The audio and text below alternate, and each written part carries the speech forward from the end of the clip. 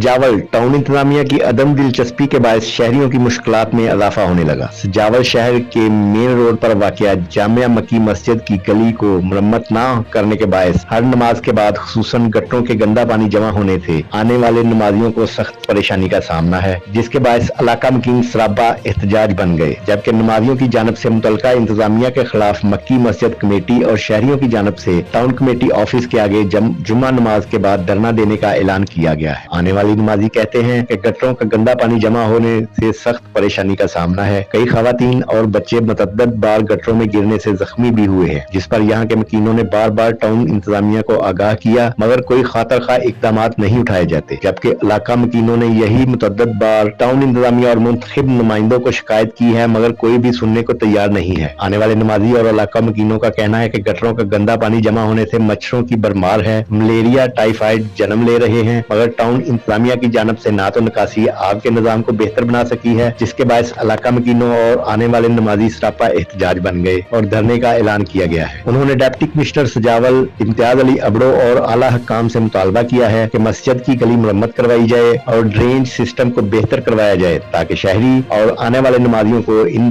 परेशानियों से निजात मिल सके।